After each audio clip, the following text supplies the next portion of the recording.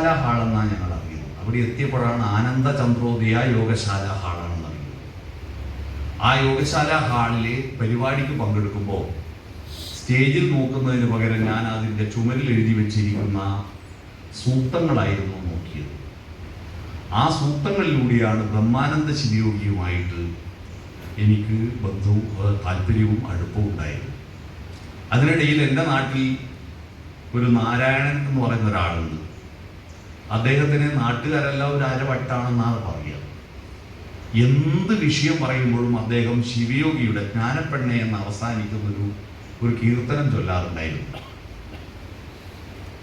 അത് അദ്ദേഹത്തിൻ്റെ കീർത്തനങ്ങളെല്ലാം ഞാൻ അയാൾക്ക് അറിയുന്നത് മുഴുവൻ അദ്ദേഹം മരിച്ചുപോയി കഴിഞ്ഞ വർഷം എഴുതിയെടുത്തു. പിന്നീട് മാലൂര് ഇവിടുന്ന് ആൾ വന്നിട്ടുണ്ട്. മാലൂരും ശിവയോഗിയുടെ ഭക്തന്മാരുണ്ടെന്ന് മനസ്സിലായി കണ്ണൂർ ജില്ലയിൽ. അങ്ങനെയാണ് ശിവയോഗി എന്ന ആ നവോത്ഥാന നായകൻ.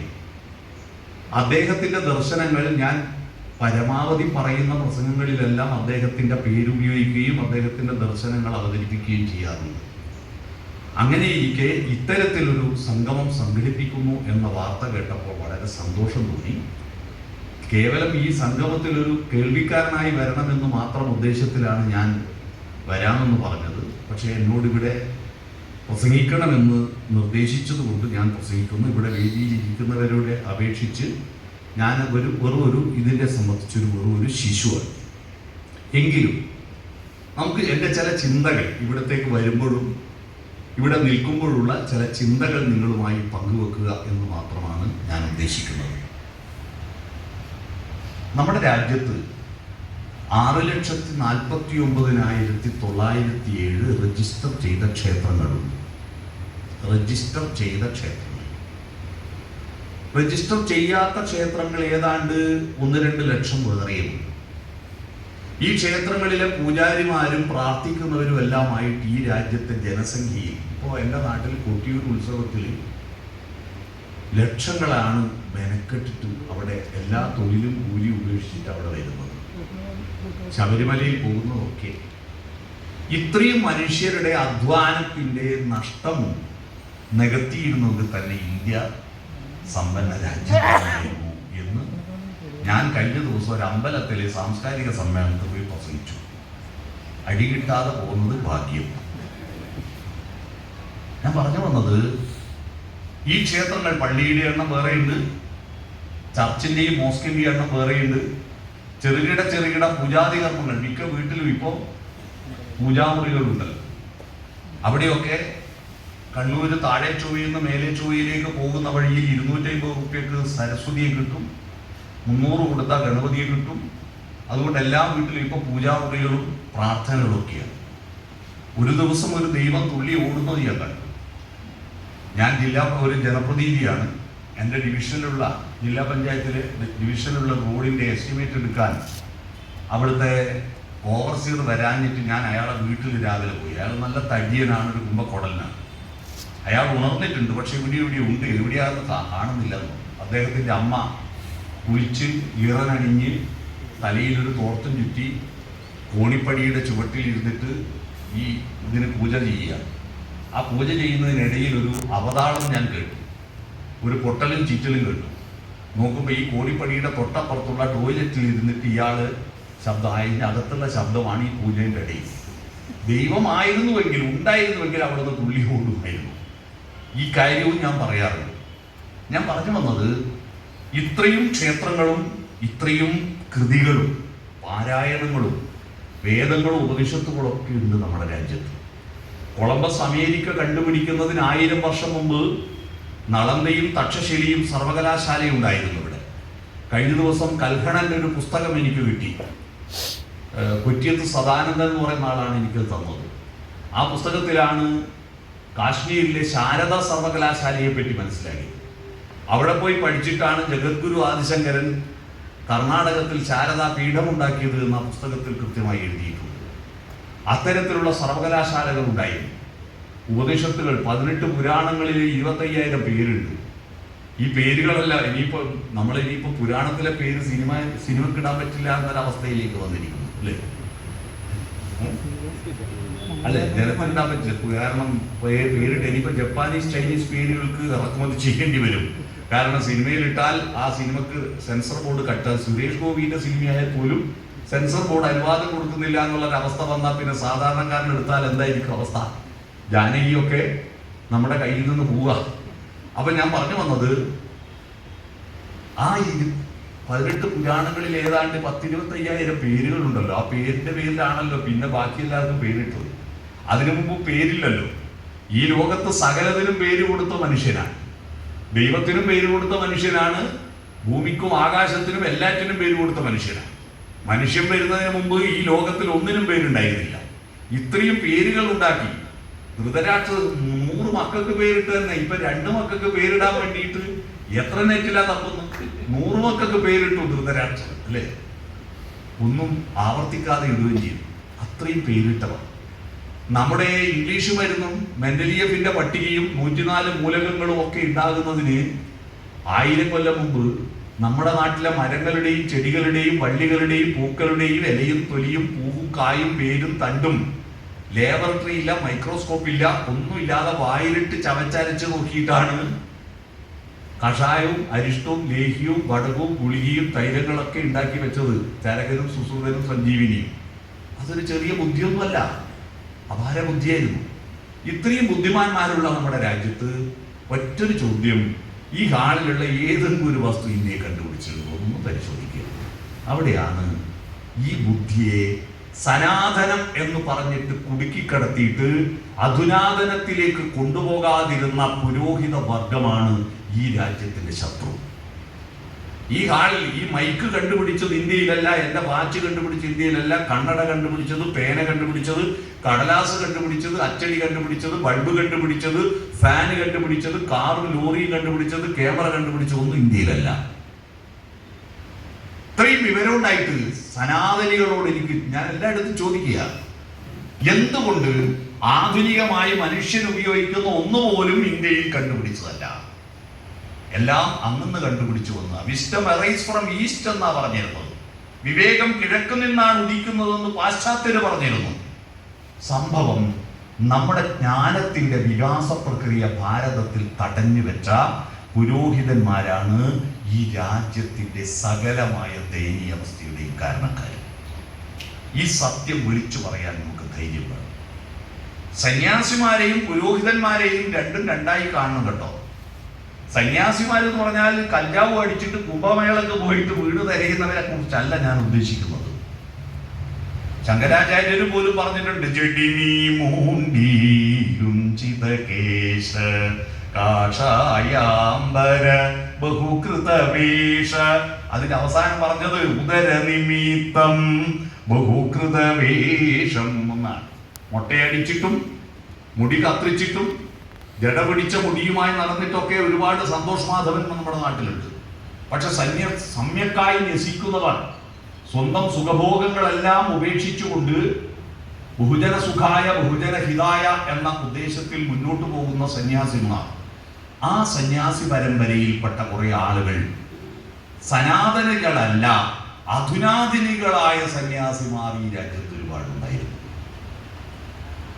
അവര് കാഷായ വസ്ത്രം ഉപേക്ഷിച്ചിട്ട് പൊതുപ്രവർത്തനത്തിൽ വന്ന അടക്കമുണ്ട്, ആളുണ്ട്. എൻ്റെ നാട്ടിൽ മുനിയറകളിൽ തപസ് ചെയ്തൊരു സംസ്കൃത പണ്ഡിതനുണ്ടായിരുന്നു. മുനിയറകൾ, പണ്ടത്തെ കല്ലിൻ്റെ ഉള്ളിലെ മുനിയറകൾ, പശുവിനെ കൊണ്ടുപോയിട്ട് അതിൻ്റെ മുന്നിൽ കെട്ടിക്കൊടുത്താൽ അവിടുന്ന് കറന്ന് പാല് കുടിച്ച് നേരിട്ട് അവിടുന്ന് ധ്യാനിക്കും.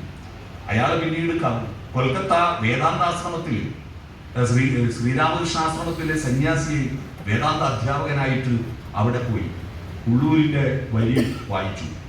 തന്നാൽ കരയേറേണ്ടവരെത്ര പേരോ താഴത്തു പാഴ്ചേറിലമർന്നിരിക്കേ താനൊറ്റയിൽ ബ്രഹ്മപദം കൊതിക്കും തപോനിധിക്കെന്ത് ചാരിതാർത്ഥ്യം.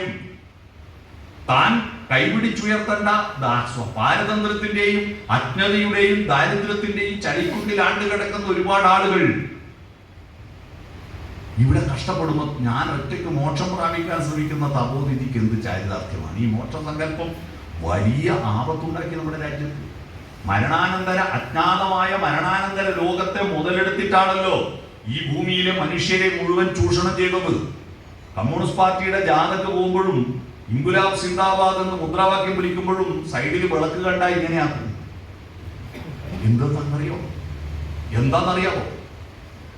അഥവാ മരിച്ചു കഴിഞ്ഞിട്ട് അങ്ങ് പോയാൽ എന്തെങ്കിലും ഒരു ആവശ്യം വന്നാൽ ജില്ലാ സെക്രട്ടറിയുടെ കത്തെടുക്കില്ലല്ലോ അവിടെ.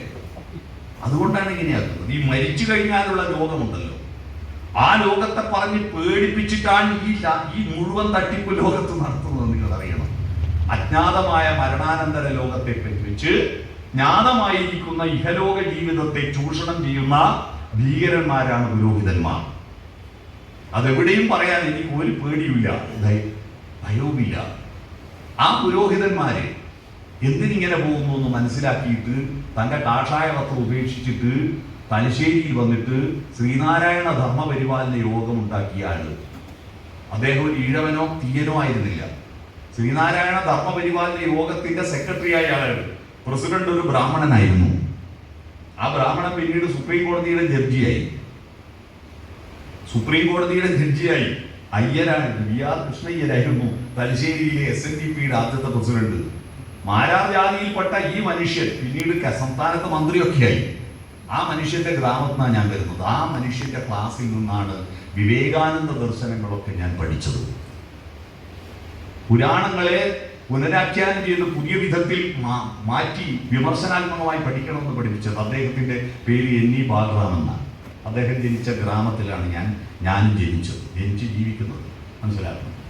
അപ്പോ അത്തരത്തിൽ നമ്മുടെ രാജ്യത്തിന്റെ പുരോഗതിയെ മുഴുവൻ തടസ്സപ്പെടുത്തിക്കൊണ്ട്, വികാസത്തെ തടസ്സപ്പെടുത്തിക്കൊണ്ട് രാജ്യത്തെ ഇരുണ്ട യുഗത്തിൽ കാത്തുരക്ഷിച്ച ആ സനാതനികളാണ് ഇപ്പോൾ ഇന്ത്യ രാജ്യത്ത് പ്രാമുഖ്യം നേടിയിരിക്കുന്നത് രാഷ്ട്രീയ രംഗത്ത്. ഈ രാജ്യത്തെ നാടുവാഴിത്തം മുഴുവൻ ഈ സനാതനികളുടെ മേൽ. ഹിന്ദു ഉണർന്നാൽ ദേശം ഉണർന്നു എന്ന മുദ്രാവാക്യം കേൾക്കുമ്പോൾ ഈ രാജ്യം ഭരിച്ചത് എത്ര കാലം ഹിന്ദുക്കളായിരുന്നു. തിരുവിതാംകൂർ രാജാക്കന്മാരും കൊച്ചി രാജാവും എന്റെ നാട്ടിലെ പഴശ്ശി രാജാവും, പ്രഭാകരൻ പഴശ്ശി രാജാവും, ചിറക്കൽ രാജാവും, തോണ്ടിയവാഹനും, വീരപാണ്ഡ്യ കട്ടബൊമ്മനും, കൃഷ്ണദേവരായരും, പൃഥ്വിരാജ് ചൗഹാനും, ചന്ദ്രഗുപ്ത മൗര്യനും എല്ലാം ആരായിരുന്നു? നമ്മൾ ആലോചിക്കുക. അവരൊന്നും ഉണർന്നിട്ട് ഈ രാജ്യം ബ്രിട്ടീഷുകാരുടെ കയ്യിലേക്ക് പോയത് എങ്ങനെ? നമ്മുടെ വികാസം, ആന്തരികമായ വികാസം ഉണ്ടായില്ല. അവിടെയാണ് ബ്രഹ്മാനന്ദ ശിവയോഗിയുടെ ബുദ്ധിയുടെയും ശരീരത്തിന്റെയും വികാസത്തിനും ആനുപാതികമായി 3 ഘടകങ്ങൾ NPK വിസ്തൃതമായി വളർന്നു വരേണ്ട ആവശ്യകതയാണ് ശിവയോഗിയുടെ ഫിലോസഫിയുടെ ഏറ്റവും വലിയ പ്രത്യേകത. മനസ്സിനെ വളർത്തുവാൻ നമ്മുടെ വിദ്യാലയങ്ങൾക്കും നമ്മുടെ പുതിയ പാഠ്യ സമ്പ്രദായത്തിനും കഴിയുന്നില്ല. ബുദ്ധി വളരുന്നുണ്ട്, ശരീരവും അതിന്റെ ഭക്ഷണവും അതിന്റെ സൗകര്യങ്ങളും അതിന്റെ സൂപ്പർ ഡാൻസും ഒക്കെ ഗംഭീരമാകുന്നുണ്ട്. പക്ഷെ മനസ്സിനെ വളർത്തുന്നുണ്ടോ? അതാണ് ചോദ്യം. പഹൽഗാമിൽ വെടിയേറ്റ് കുറെ ആളുകളെ വെടിവെച്ച് കൊന്ന ആ ഭീകരന്മാരിൽ നല്ല വിദ്യാഭ്യാസമുള്ളവരുണ്ട്. കേരളത്തിൽ വന്നിട്ട് ഡിഗ്രി പാസ്സായി പോയവരടക്കമുണ്ട് ആ വെടിവെച്ച് കൊന്ന പ്രതികളുടെ ലിസ്റ്റ്. അതിബുദ്ധിമാന്മാരാണ് അവർ. അതുകൊണ്ടാണ് ഇത്ര ദിവസമായിട്ട് അവരെ പിടിക്കാൻ പറ്റില്ല. ബുദ്ധിയിലേക്ക് പിടിക്കൂലേ? ഈ മുഴുവൻ പോലീസ് വലിച്ചു പെറുക്കിയിട്ടും അവരെ പിടിക്കാൻ പറ്റിയിട്ടില്ല. പക്ഷേ അവർക്ക് മനസ്സുണ്ടായിരുന്നില്ല, സ്നേഹമുണ്ടായിരുന്നില്ല, ദയുണ്ടായിരുന്നില്ല. എന്നാൽ 8ാം ക്ലാസ് പാസ്സാവാത്ത ഒരു ഓട്ടോറിക്ഷ ഡ്രൈവർ കേരളത്തിൽ മരിച്ചുപോയ ആ വെടിയേറ്റ് മരിച്ച ആ ചെറുപ്പക്കാരന്റെ ഭാര്യ പറഞ്ഞു, ഞങ്ങളെ ബാക്കിയുള്ളവരെ ദൈവത്തെ പോലെ രക്ഷപ്പെടുത്തിയത് ആ മുസ്ലിം ചെറുപ്പക്കാരനാണ്. 8ാം ക്ലാസ് പാസ്സാവാത്ത ആ ചെറുപ്പക്കാരൻ മനസ്സുണ്ടായിരുന്നു. അവിടെ ആ ശിവയോഗിയുടെ ദർശനത്തിന്റെ പ്രസക്തി. ബുദ്ധിയും ഭൗതിക സുഖസൗകര്യങ്ങളും വളർത്തുന്നതിന് ആനുപാതികമായി മനസ്സും വളരേണ്ടത് ആവശ്യകതയാണ്. ഈ കാര്യം പുതിയ തലമുറയെ ബോധ്യപ്പെടുത്തി കൊടുക്കാൻ നമുക്ക് വിദ്യാലയങ്ങളിലേക്ക് പോകണം, അധ്യാപകരിലേക്ക് പോകണം. മനസ്സ് വളർത്തിയെടുക്കാനുള്ള പ്രക്രിയ, അതാണ് ശിവയോഗി പ്രധാനമായിട്ട് ശ്രദ്ധിച്ചത്. ശരീരവും ബുദ്ധിയും മനസ്സും ഒരുമിച്ച് പോകണം. അത് മനസ്സ് വളരാത്ത, ബുദ്ധിയും മനസ്സും ആനുപാതികമായി വളരാത്തതിന്റെ പേരിലാണ് 45 വർഷമായി ഇന്ത്യയുടെ രാഷ്ട്രീയ നഭോമണ്ഡലം 1.5 അടി നീളമുള്ള ഒരു വസ്തുവിനെ കേന്ദ്രീകരിച്ചാണ്.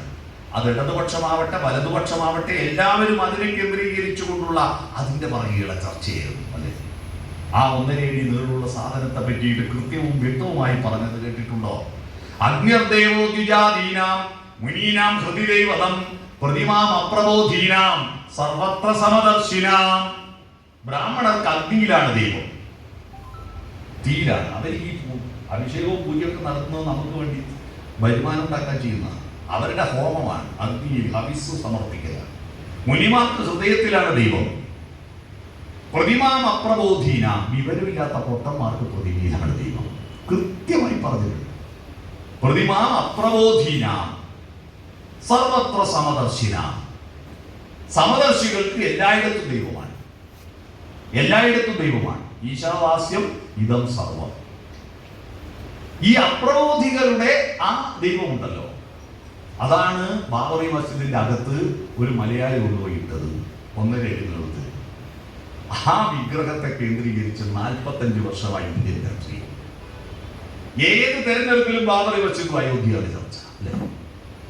രാജ്യത്താകമാനം അതിനെ അനുകൂലിക്കുന്നവരും എതിർക്കുന്നവരുമെല്ലാം നമ്മുടെ ജനങ്ങളുടെ കുടിവെള്ള പ്രശ്നമോ വിദ്യാഭ്യാസ പ്രശ്നമോ ദാരിദ്ര്യ പ്രശ്നമോ നാടിന്റെ വികസന പ്രശ്നമോ എല്ലാം മറന്നിട്ട് ഇന്ത്യൻ രാഷ്ട്രീയത്തിലെ പ്രസംഗങ്ങളിലും ലേഖനങ്ങളിലുമെല്ലാം 70% സ്പേസും പിടിച്ചടക്കിയത് ഈ 1.5 അടി നീളമുള്ള ശ്രീരാമ വിഗ്രഹമായിരുന്നു എന്നത് ഇന്ത്യ രാജ്യത്തിന്റെ എത്ര വലിയ ഗതികേടാണ്. നിങ്ങൾ ആലോചിച്ചു, എത്ര വലിയ ഗതികേടാണ്.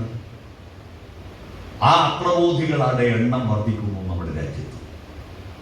ആ അപ്രബോധികളുടെ എണ്ണം വർദ്ധിക്കുമ്പോഴാണ് ഇവിടെ VT സാറും ധർമ്മരാജ് സാറും ഒക്കെ പറഞ്ഞിരിക്കുന്ന പഴയത് മുഴുവൻ സത്യവും പുതിയതല്ല അബദ്ധവും എന്ന മട്ടിൽ ഉള്ള പരിശ്രമങ്ങൾ നടന്നുകൊണ്ടിരിക്കുന്നു നമ്മുടെ രാജ്യത്ത്. വിഡ്ഢിത്തങ്ങൾ എഴുന്നള്ളിക്കുന്നു കുറെ ആളുകൾ. എല്ലാം പഴയതിൽ ജഡയുടെ സംസ്കാരം പനയോലക്കെട്ടൊക്കെ പൊടികെട്ടി പുഴുകുത്തി ചിതലുകുറ്റി ചികയുന്നോ ചിരിവരും ചിലതിനിയുമുണ്ടെന്നോ ചിതയിലെ കവയെടുത്തെറിയൂ വേഗം എന്ന് പാടിയ ചങ്ങമ്പുഴയുടെ നാട്ടിൽ ആണിപ്പോ പഴയത് മുഴുവൻ സത്യവും പുതിയത് മുഴുവൻ അബദ്ധവും എന്ന് പറഞ്ഞിട്ട് പോവുകയാണ്. അപ്പൊ ആ 1.5 അടി നീളമുള്ള ആ വിഗ്രഹത്തെ കേന്ദ്രീകരിച്ച ഇന്ത്യൻ ഫിലോസഫിയെ മാറ്റിയിട്ട് അവനവന്റെ മനസ്സിന്റെ വിശാലതയിലേക്ക് കൊണ്ടുവരണം കഴിയണ്ടേ? ചാതുർവർണ്ണ്യ വ്യവസ്ഥ. ആ ചാതുർവർണ്ണ്യ വ്യവസ്ഥ ഇന്നലത്തെ പത്രത്തിൽ നിങ്ങൾ വായിച്ചോ? കർണാടകത്തിൽ ഒരു അമ്പലത്തിൽ ഒരു സ്കൂളിൽ പാചക തൊഴിലാളിയായിട്ട് ഒരു ജോലി കിട്ടിയ ഒരു സ്ത്രീക്ക്, അവൾ ദളിതയാണ്. പിറ്റേ ദിവസം ആ സ്കൂളിലെ മുഴുവൻ രക്ഷിതാക്കളും അവരുടെ കുട്ടികളുടെ TC വാങ്ങിപ്പോയി കളഞ്ഞു എന്നാണ് ഇന്നലത്തെ പത്രത്തിലെ വാർത്ത. ഒരു കുട്ടി ബാക്കിയായി. ഒരു കുട്ടി ഒഴിച്ച് ബാക്കി എല്ലാവരും TC വാങ്ങിപ്പോയി. ഏത് നൂറ്റാണ്ടിൽ ChatGPTയുടെ ആർട്ടിഫിഷ്യൽ ഇന്റലിജൻസിന്റെ കാലഘട്ടത്തിൽ മിനിഞ്ഞാന്നത്തെ സോഷ്യൽ മീഡിയയിൽ കണ്ട ഒരു വാർത്ത, ഒരു MP പ്രസംഗിക്കുന്ന വേദിയിലേക്ക് അവിടുത്തെ പഞ്ചായത്ത് പ്രസിഡന്റിനെ വേദിയിൽ കയറ്റാൻ അനുവദിച്ചില്ല. കാരണം അദ്ദേഹം പട്ടികജാതിയിൽപ്പെട്ട ആളായതുകൊണ്ട് നീ അവിടെ നിന്നാ മതി, ഇങ്ങോട്ട് കയറണ്ട എന്ന് MP പറയുന്നതിന്റെ വീഡിയോ കണ്ടിട്ട് പോലും നമ്മുടെ രാജ്യത്ത് അതൊരു വിഷയമല്ല. എന്തൊരു ഗതികേടാണ്. പാർലമെന്റ് എന്ന് പറയുന്നത് 2 സഭകളെയും ഒരുമിച്ച് അഭിസംബോധന ചെയ്യേണ്ടതാരാ? ഇന്ത്യൻ പ്രസിഡന്റാണ്. ആ പാർലമെന്റിന്റെ പുതിയ മന്ദിരം ഉദ്ഘാടനം ചെയ്യാൻ ഇന്ത്യൻ യൂണിയൻ പ്രസിഡന്റിന് അർഹതയില്ല.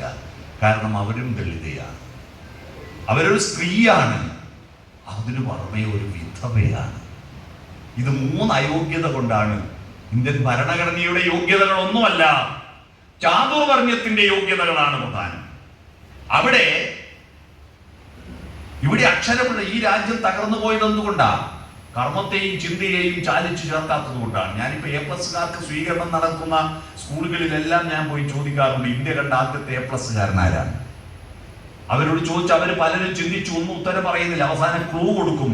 ആ A+കാരന്റെ ചിത്രം നിങ്ങളുടെ അച്ഛന്റെ അമ്മയുടെയും പോക്കറ്റിലും ബാഗിലും വാനിറ്റി ബാഗിലെല്ലാം ഉണ്ട് എന്ന് പറയുമ്പോഴാണ് അവര് സംശയത്തോടു കൂടി ഗാന്ധി എന്ന പേര് പറയുന്നത്. എന്തുകൊണ്ടാണ് ഗാന്ധി A+ ആയത്? പ്ലസ് എന്ന ചിഹ്നം എങ്ങനെയുണ്ടായി? ഗ്രാഫ് വരയ്ക്കുമ്പോൾ X ആക്സിസ് എന്നത് ഇങ്ങനെയുള്ള വരെ X ആക്സിസും ഇങ്ങനെയുള്ള വരെ Y ആക്സിസുമാണ്. X ആക്സിൽ രേഖപ്പെടുത്തേണ്ടത് കർമ്മവും Y ആക്സിസിൽ രേഖപ്പെടുത്തേണ്ടത് ചിന്തയുമാണ്. ചിന്തയും കർമ്മവും മോഹൻദാസ് കരംചന്ദ് ഗാന്ധി കരംചന്ദ് ഗാന്ധിയുടെ അർത്ഥം എനിക്ക് പറഞ്ഞു തന്ന മനുഷ്യൻ അവിടെ നിന്ന് ഒളിഞ്ഞു നോക്കുന്നുണ്ട്. സുകുമാർ അഴീക്കോടിന്റെ ഒരു പ്രസംഗത്തിലാണ് കർമ്മചിന്ത ഗാന്ധിയാണ് കരംചന്ദ് ഗാന്ധി, കർമ്മവും ചിന്തയും ചാലിച്ചു ചേർത്ത ഗാന്ധി, കരംചന്ദ് ഗാന്ധി എന്ന് അദ്ദേഹമാണ് പറഞ്ഞു തന്നത്. അവിടെയാണ് പ്ലസ് ഉണ്ടാവുന്നത്. ആ ഗാന്ധിയെ വേണ്ട, ആ ഗാന്ധിയെ വേണ്ട. ആ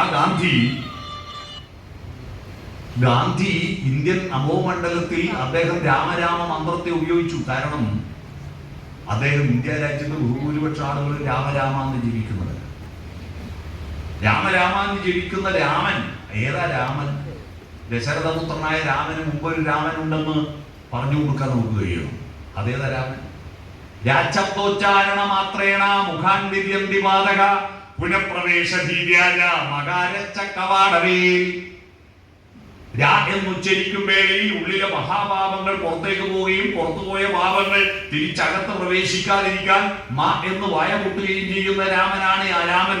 അല്ലാതെ നിന്റെ ഈ കലിപ്പൻ രാമനല്ല. ഇപ്പൊ അടുത്ത കാലത്ത് ഇറങ്ങിയ ദൈവങ്ങളുടെ ചിത്രം കണ്ടിട്ടുണ്ടോ നിങ്ങൾ? ശ്രദ്ധിക്കണം, വളരെ ഭീകരമാണ്. കലിപ്പൻ രാമനാണ്, കലിപ്പൻ ഹനുമാനാണ്. ശാന്താകാരം ഭുജകശയനായിരിക്കുന്ന സമാധാനത്തിൽ നിൽക്കുന്ന ദൈവങ്ങളുടെ ചിത്രങ്ങൾക്കും വിഗ്രഹങ്ങൾക്കും പകരം കുറിച്ചു നോക്കുന്ന, കത്തിജ്വലിച്ചു നിൽക്കുന്ന വിദ്വേഷത്തിന്റെ രാമനാണ്, വെറുപ്പിന്റെ രാമനാണ്. നമ്മുടെ പുരാണങ്ങളെല്ലാം യുദ്ധത്തിന്റെ കഥകളാണ്. സ്നേഹത്തിന്റെ കഥകൾ ഒരു പുരാണത്തിലില്ല. അക്രമത്തിന്റെ കഥകളാണ്. എന്നിട്ടൊന്നും ഈ യുദ്ധങ്ങൾ കൊണ്ടൊന്നും ഒന്നും നേടിയിട്ടില്ലെന്ന് പറഞ്ഞിട്ടും ശാന്തിയിലേക്ക് പോകണമെന്നല്ല ഇപ്പൊ പുതിയ അഭിനവ ദൈവ വൈതാളികന്മാർ വെറുപ്പാണ് ദൈവമെന്ന് പ്രചരിപ്പിച്ചു കൊണ്ടിരിക്കുന്ന ഒരു കാലഘട്ടമാണ് ഇത്. നമുക്ക് നല്ല അവസരമല്ലേ? നമുക്ക് കെട്ടകാലം എന്ന് പറയുമെങ്കിലും ശിവയോഗിയുടെ ശിഷ്യന്മാർക്ക് ഇത് നല്ല കാലമാണ്. വെറുപ്പല്ല ദൈവം, സ്നേഹമാണ് ദൈവം എന്ന് പറയാൻ, മനുഷ്യത്വമാണ് നിങ്ങളുടെ യോഗ എന്ന് പറഞ്ഞു കൊടുക്കാനുള്ള ഒരു അവസരം ഇപ്പോഴാണ്. അത് പറഞ്ഞാൽ കേൾക്കുന്ന ആളുകളുണ്ടാവും. ബ്രാഹ്മണോമാവ ദൈവതം, ധർമ്മരാജ കാട്ടത്തിന്റെ പുസ്തകത്തിൽ, ഞാനത് ആദ്യം കേട്ടത് വീട്ടിയുടെ പുസ്തകത്തിലാണ്. ബ്രാഹ്മണോമാവ ദൈവതം, ദൈവാധീനം ജഗത് സർവം മന്ത്രാധീനം തു ദൈവതം, മന്ത്രം ബ്രാഹ്മണാധീനം ബ്രാഹ്മണോമാവ ദൈവതം. ഇതാരാ എഴുതിയത്? അവരെ എഴുതി. ആരാ? ബ്രഹ്മാവിന്റെ മുഖത്തു നിന്ന് ബ്രാഹ്മണനെ സൃഷ്ടിച്ചു എന്ന് എഴുതിയതാരാ? ബ്രാഹ്മണൻ. പിന്നെ മറ്റേ കൂട്ടർക്ക് കൂടി കൊടുക്കേണ്ടത് വെച്ച് ക്ഷത്രിയൻ കഴിയുന്നു, തൊടേന്ന് വൈശ്യൻ, കാലിനടിയിൽ ശൂദ്രൻ. പക്ഷെ പുതിയ കുട്ടികൾ ചോദ്യം ചെയ്തു. എന്റെ നാട്ടിൽ നിന്ന് ഒരു സ്കൂളിലെ കുട്ടി, 7ാം ക്ലാസ്സിലെ കുട്ടി ചോദിച്ചു, ബ്രഹ്മാവിന്റെ ഭാര്യയല്ലേ മാഷെ സരസ്വതി? അതെ. പിന്നെ ഓക്കെന്തായിരുന്നു പണി? ഒരു കുട്ടി ചോദിച്ചു, കുട്ടിയെ ക്ലാസ്സിൽ നിന്ന് പുറത്താക്കി. അപ്പൊ ഈ ആദി ശൂദ്രൻ നമ്മുടെ നാട്ടിൽ പറയണം, ഈ ഹിന്ദു എന്ന മതത്തിൽ പെടാത്തവരാണ് ഈഴവന്മാരും തീയന്മാരെല്ലാം ഹിന്ദുവിൽപ്പെട്ടതല്ല. കാരണം നായരും നമ്പ്യാരും വരെ മാത്രമേ ശൂദ്രനുള്ളൂ. ശൂദ്രൻ കഴിച്ച് ആർക്കുണ്ടായി? ബാക്കിയുള്ളവരാരുണ്ടായി? അവിടെയാണ് തമിഴ്നാട്ടിൽ നിന്ന് രാമസ്വാമി നായികർ പറഞ്ഞു, ബാക്കിയെല്ലാവരും അവരുടെ തന്തക്കുണ്ടായി. അത് ധൈര്യത്തെ പറയാൻ പറ്റി കേരളത്തിൽ ഒരുത്തനിക്ക് വന്നിട്ടുണ്ട് കേട്ടോ. നിങ്ങളതിനെ ശ്രദ്ധിച്ചോ? അയാളാണ് വേടൻ. വേടൻ എന്താ പറഞ്ഞേ? അദ്ദേഹം പക്ഷെ പറഞ്ഞ വാക്ക് അശ്ലീലമായി നമ്മൾ തട്ടിക്കളയരുത്. തന്തക്കുണ്ടായി എന്നതിന്റെ അശ്ലീല പദം അറിയാവോ? മൈരനാണ്. ബീജത്തിലുണ്ടായവൻ. ബാക്കിയെല്ലാം ബ്രഹ്മാവ് ബീജത്തിലുണ്ടാക്കിയവരല്ലോ. ഈ മൈരൻ എന്ന വാക്കിന്റെ അർത്ഥം ബീജത്തിലുണ്ടായവൻ എന്നാണ്. ഉണർന്നു പെറ്റുണ്ടായവൻ. ശ്രീനാരായണ ഗുരു പറഞ്ഞത് ഉണർന്നു പെറ്റുണ്ടായവൻ. ആ വേടനെ കാണാൻ ഒരുപാട് യുവാക്കൾ പോകുന്നു എന്നത് പ്രതീക്ഷയ്ക്ക് വക നൽകുന്നു. അയാൾ കഞ്ചാവ് ഉപയോഗിച്ചു എന്നൊക്കെ ശരിയാ. അങ്ങനെയാണെങ്കിൽ മദ്യം ഉപയോഗിക്കാത്ത എത്ര സാഹിത്യകാരന്മാരും ഇവിടെ എത്രയുണ്ട്? ബാലേന്ദ്ര ജോലിക്കാരനെ അങ്ങോട്ട് അടുപ്പിക്കാൻ പറ്റുമോ? അതിന്റെ പേരിൽ അയാളുടെ പൊളിറ്റിക്സിനെ, അയാളുടെ സിദ്ധാന്തത്തെ നമുക്ക് തള്ളിക്കളയാൻ പറ്റില്ല. പയ്യൻ വെറുതെ ഉണ്ടാക്കിയ പാട്ടുകാരനല്ല, ഒരുപാട് വായിച്ചിട്ട്, ഇത് മുഴുവൻ അദ്ദേഹം വായിച്ചിട്ടുണ്ട്. ഇത് മുഴുവൻ വായിച്ചിട്ട് അതിൽ നിന്ന് ഉയർന്നു വന്നതാണ്. അതുകൊണ്ട് നമ്മൾ ആ വേടനെ പറ്റിയും പഠിക്കേണ്ടതുണ്ട്. അപ്പൊ പുതിയ കാലഘട്ടത്തിൽ പുതിയ തലമുറ ഈ ജാതി സമ്പ്രദായത്തെ എതിർക്കുന്ന പ്രക്രിയയിൽ മലക്ക് പോയിട്ട് സ്വാമിയെ എന്ന് പറഞ്ഞിട്ട് അണ്ണം വീഴുന്ന കുറെ ആളുകൾ ഉണ്ടെങ്കിലും അതിനെ എതിർക്കുന്ന ഒരു പുതിയ തലമുറ സനാതന ധർമ്മത്തിന് എതിരായ ഒരു അധുനാതന ധർമ്മത്തിലേക്ക് നമുക്ക് ശിവയോഗിയുടെ ശിഷ്യന്മാരുടെ പ്രസ്ഥാനത്തിന് മുന്നോട്ട് പോകേണ്ടതുണ്ട്. അധുനാതനികളാവണം നമ്മൾ. ശാസ്ത്രമാണ് ഈ ലോകത്ത് സകലതും ഉണ്ടാക്കിയത്, സകലതും വളർത്തിയത് ശാസ്ത്രമാണ്, അല്ലാതെ ഒന്നുമല്ല. അറിവെന്ന് പറയുന്നത് എന്താ? ഇൻഫർമേഷൻ എല്ലാം അറിവല്ല. ഇന്ന് വാട്സപ്പ് യൂണിവേഴ്സിറ്റിയിൽ കിട്ടുന്നതല്ല അപ്പോഴും ഫോർവേഡ് ചെയ്യുന്ന ഒരു കാലമാണ്. അറിവ് 3 ഘടകങ്ങൾ ചേരുമ്പോഴേ അറിവുണ്ടാകുന്നുള്ളൂ. ഒന്ന്, നമുക്ക് കിട്ടിയ ഇൻഫർമേഷന് അത് സത്യമായിരിക്കണം, അത് സത്യമായിരിക്കണം. രണ്ടാമത്, അതിന് യുക്തി ഉണ്ടാവണം. ഇന്ന് ഞായറാഴ്ചയാണെന്ന് പറയുന്നെങ്കിൽ ഇന്നലെ ശനിയാഴ്ച ആയതുകൊണ്ടും നാളെ തിങ്കളാഴ്ച ആയതുകൊണ്ടും ഇന്ന് ഞായറാഴ്ചയാണ് എന്ന് പറഞ്ഞ് ബോധ്യപ്പെടുത്താൻ ഒരു യുക്തി ഉണ്ടാവണം. മൂന്നാമത്തത്, അത് പറയുന്ന ആളുകൾക്ക് വിശ്വാസം വേണം. എന്നാൽ നമ്മളെ അറിവ് പഠിപ്പിക്കുന്ന അധ്യാപകരിൽ മഹാഭൂരിപക്ഷത്തിനും അവർ പഠിപ്പിക്കുന്നത് സത്യമാണെന്ന് വിശ്വാസമില്ല. ഞാൻ അധ്യാപക സംഗമത്തിൽ, ഈ കേരളത്തിൽ ഒരു 10 അധ്യാപക സംഗമത്തിലെങ്കിലും, ഒരു 1000-ഓളം ആൾ പങ്കെടുക്കുന്ന സംഗമത്തിലെങ്കിലും ഞാൻ ഇക്കൊല്ലം പ്രസംഗിച്ചു. ഞാൻ അവരുടെ മുഖത്ത് നോക്കി പറഞ്ഞു, നിങ്ങൾ പഠിപ്പിക്കുന്നതിൽ നിങ്ങൾക്ക് വിശ്വാസമുണ്ടോ? സൂര്യഗ്രഹണവും ചന്ദ്രഗ്രഹണവും ചന്ദ്രന്റെ നിഴല് ഭൂമിയിൽ പതിയുന്നതാണ്, ഭൂമിയുടെ നിഴലിൽ ചന്ദ്രനിൽ പതിയുന്നതാണ് ചന്ദ്രഗ്രഹണം. ചന്ദ്രന്റെ മറവ് കൊണ്ട് സൂര്യനെ കാണാതാകുന്നതാണ് സൂര്യഗ്രഹണം എന്നല്ലേ നിങ്ങൾ സ്കൂളിൽ പഠിപ്പിക്കുന്നത്? അതെ. പക്ഷെ നിങ്ങൾക്ക് അതിൽ വിശ്വാസമുണ്ടോ? ഇല്ല. ഇല്ലെന്ന് ഞാൻ തെളിവ് തരാം. നിങ്ങളെല്ലാം മക്കളും വിവാഹത്തിന് നിങ്ങളുടെ ഓഫീസിൽ ആ അധ്യാപക ജോലി കിട്ടിയിട്ട് അവിടെ ജോയിൻ ചെയ്യുന്ന സമയം പോലും രാഹുകാലം നോക്കിയ കള്ളന്മാരല്ലേ നിങ്ങൾ?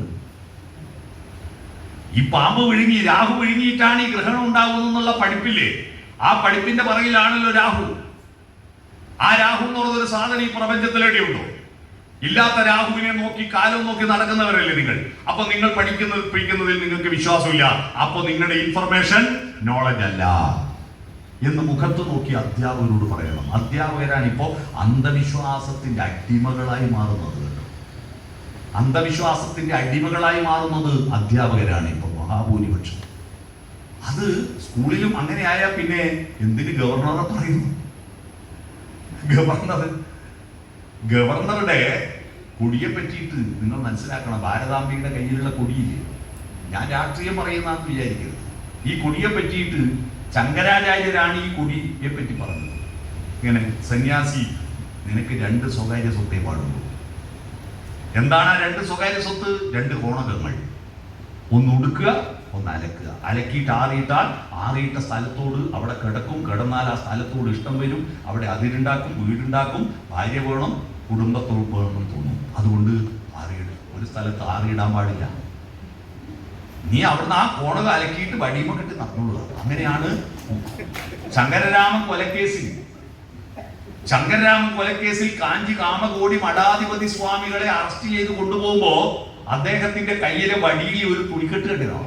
അത് ഈ കോണക. അങ്ങനെയായി ത്രികോണക്കൊടി ഉണ്ടായത്. അത് ഭാരതാംബയുടെ കയ്യിൽ പിടിക്കുന്ന 6 ഏക്കർ ഈ കേരളത്തിൽ, ഈ ആധുനിക സമൂഹത്തിൽ ഭരണഘടനയ്ക്ക് മേലെയാണ് ഭാരതാംബ എന്ന് പറയാൻ ഒരു ഭരണാധികാരിക്ക് ധൈര്യമുണ്ടാക്കി കൊടുത്തു എന്നതാണ് ഇന്ത്യൻ ജനാധിപത്യത്തിന്റെ ഏറ്റവും വലിയ ദൗർബല്യം.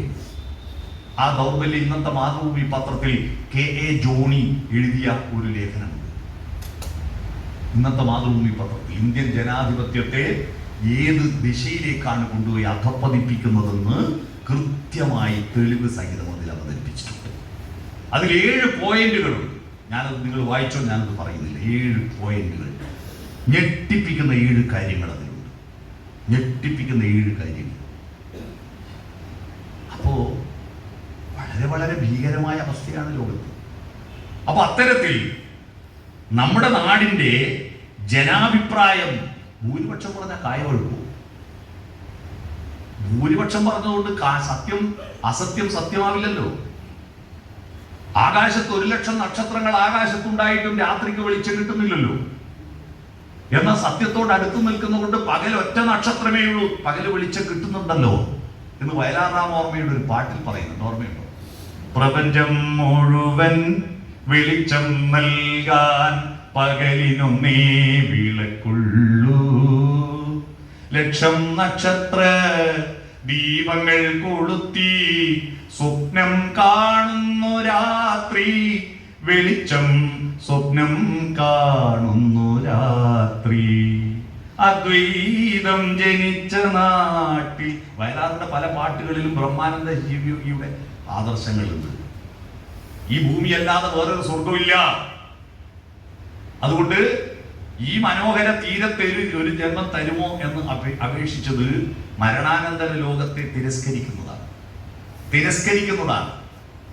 ഈ നിത്യഹരിതയം ഭൂമിയിലല്ലാതെ മാനസ സരസുകളുണ്ടോ എന്നത് പരശുരാമൻ മഴുവെറിഞ്ഞു നേടിയതല്ല എന്ന് പറയുന്നതൊക്കെ ശിവയോഗിയുടെ ദർശനങ്ങളിൽ നിന്ന് ഊർജം ശേഖരിച്ചുകൊണ്ടാണ്. അപ്പൊ അത്തരത്തിൽ ശാസ്ത്രബോധത്തെ വളർത്തുന്ന അധുനാതന സംസ്കാരത്തിലേക്ക് നമ്മുടെ രാജ്യത്ത് നയിച്ചില്ലെങ്കിൽ 2045 ഇന്ത്യ അമേരിക്കയുടെ അടുത്തെത്തുന്നാണ് പ്രധാനമന്ത്രി പറഞ്ഞത്. 2045 2145 എത്തില്ല.